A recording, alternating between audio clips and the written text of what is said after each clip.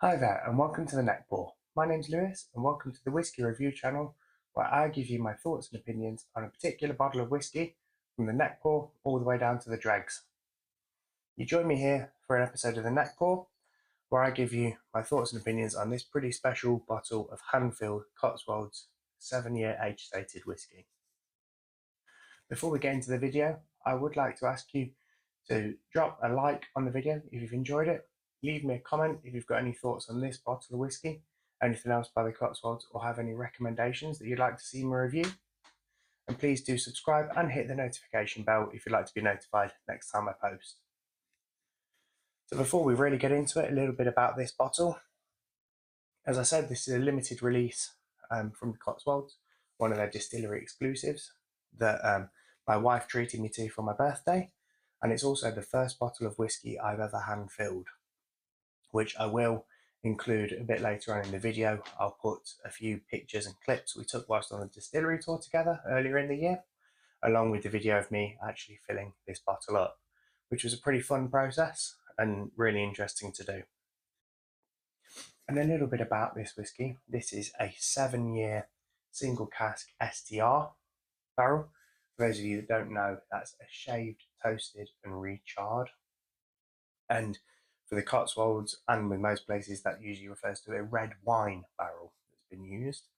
And as you can see from the whisky and the up close shots, it has got quite a kind of orange sort of colour to it, which is quite symptomatic with STR barrels. But yeah, for Cotswolds, it's pretty rare for them to put anything out with an age statement. And yeah, this is, as I said, 7 years old and cask strength. As with everything they put out, it is natural colour, it is non-chill filtered, which is always good. It's great to get those key stats. But yeah, before I ramble too much on, let's get into it and get this open. It does come in a particularly fine sort of presentation box that does still allow the whisky to shine and stops it from, overheating in there. And it's just a very, very handsome box, although it is massive when you look at it next to other things. And yeah, as you can see, that is really quite dark. It's 7 years. It's cask number 1030, and I filled this in February, and it's a 55.5% ABV. It does have small batch release and a special thing on it. And for those of you that haven't done it, I would encourage you to do a handfill. It is quite fun to do, it's an interesting thing to do. And then you have to watch them fill out the VAT paperwork, because obviously the VAT's only paid as it comes out. So yeah, let's get this open and let's pour ourselves a little drop. First, let's have a listen to the cork.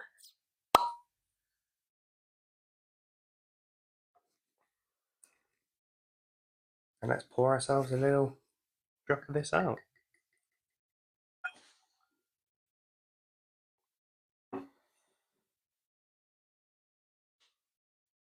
As you can see, I do have my little jug of water here with me, because this is pretty strong stuff. As I said, 55.4%, probably will be a little bit too strong to drink on its own. But yeah, lovely kind of amber colour to it, and looks super thick in the glass as well. But yeah, let's have a smell and see what we think.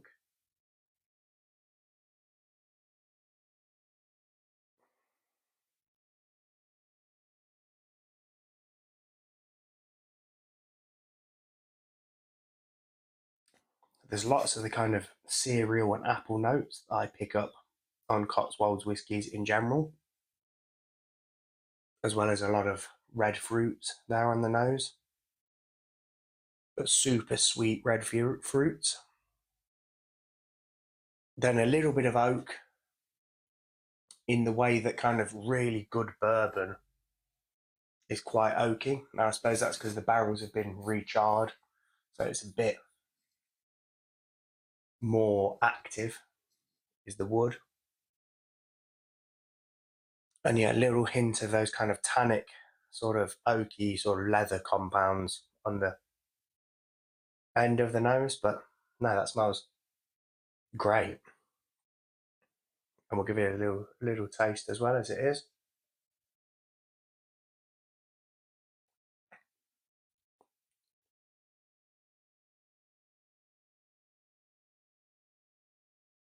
That's just lovely. It's absolutely delightful.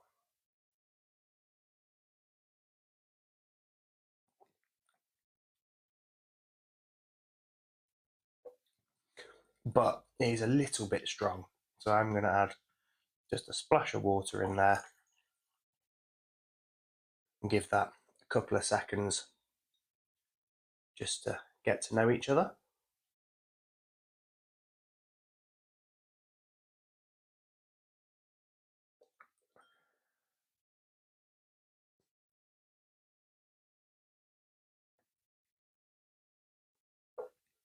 Yeah, with that little bit of water added, there's loads more flavours popping out. There's a kind of slight peppercorn kind of note there. It's something a little bit spicy, and I think it's a peppercorn I'm getting. But heaps of kind of jammy strawberries and cherries and raspberries, those kind of very sweet red fruits in a kind of very concentrated way with that little bit of pepperiness, and then it just finishes with this lovely warming tannic kind of leathery oakiness right at the back that just kind of glides down the palate. Super warming all the way down.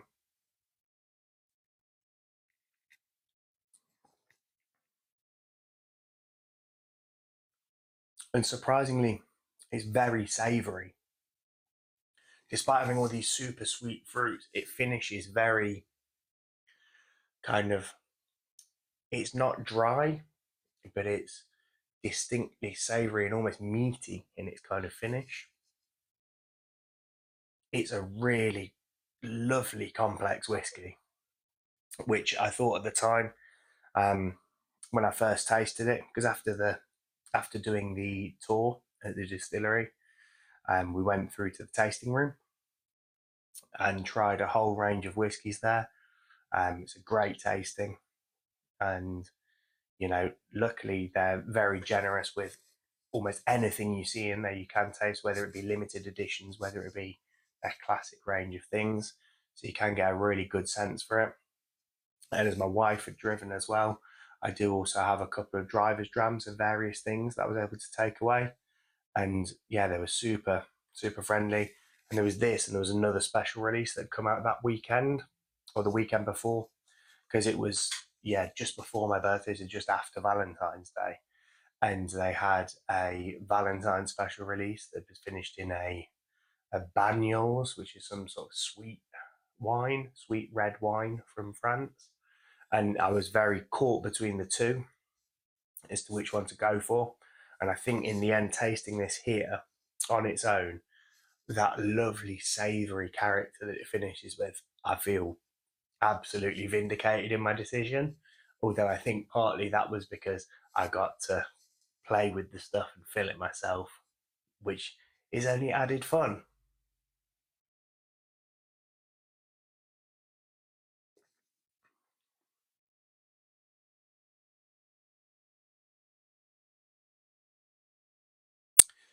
Going back to that finish, it's super leathery, super oaky, super savoury, super meaty, and there's just a hint of that cereal coming back through.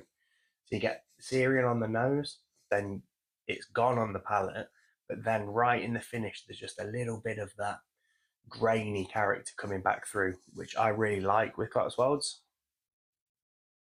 And it's got that lovely apple and grain note on the nose, which is one of the things that I find in virtually all of their releases. But this is really good whiskey. The only negatives I could say about this whiskey are just the price. I think the whiskey itself is absolutely lovely, but at £125 is certainly not cheap. And for me, it's by a reasonable margin the most expensive bottle I've ever bought as a bottle. I have had samples of a couple of bits and bobs that would be more expensive as a bottle, but it is the most expensive bottle I've ever bought. And luckily, my wife bought it for me as my birthday present for this year. I'm super happy with, but it's not going to be an everyday sipper. hence why it sat in the cupboard for a couple of months before I even dared to open it. But that's one good thing about having something to film for you guys every week, is that I can no longer keep it stashed at the back of the cupboard, and it's got to come out because I've got to have something to film this week. But now it's open, and I think, especially once I've had a couple more drams, there's a good amount of air room in there, and it oxidizes a little bit. I think in another 3 or 6 months, this is going to be truly spectacular, because this is a wonderful drinking experience. And it'd be very, very easy to get through a lot of that in one go, because even at that strength, it's super silky smooth. Even straight out the bottle, with a little bit of water added, just takes it to a whole nother level. It's really wonderful.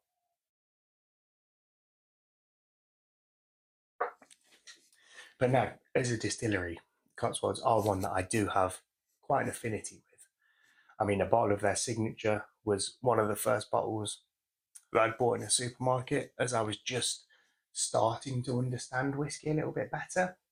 And it was going from, I think I kind of like this, to, yeah, I really do like this, and this is something I want to know more and more about. And ever since then, they've sort of been a distillery I've always had my eye on, although for a couple of years I didn't buy anything. I was then lucky enough that for my stag do, we stayed reasonably near the distillery, and me and all the guys I was with we did a tasting there and a tour, which was a fun afternoon. And yeah, ever since then, really, I've really kind of caught the Cotswolds bug, and being able to get there and get a limited release it's just brilliant. And to my mind, it might be something that once this bottle's gone, I'll have to plan another trip back there, because it's really, really good whiskey, and they're such friendly people. I would wholeheartedly recommend the tour. And as I mentioned when I said that my wife wasn't drinking, so she got a little fancy little bag with a couple of bits of information, and to take away 6 drams with her. I mean, she went for a couple of gins, 2 wildflower gins, and then I was able to get a couple of whiskies as well. Although this one, no one knows what it is because it hasn't got anything written on it. So I'd have 3 more little samples, including another one of their special releases here, which I'm super excited to taste. And yeah, we'll have to get through these as well. But yeah, no, it's a really, really nice place, and you get all sorts of literature about what the different things are and stuff. But no, I would strongly recommend, if you're anywhere near, it's certainly worth a trip out. And particularly if you need to drive to get there, as you're taking home, 6 drinks for the person who's driving. If you're driving someone else or they're driving you, they still come away with goodies, or you get twice as much if they don't want any of it.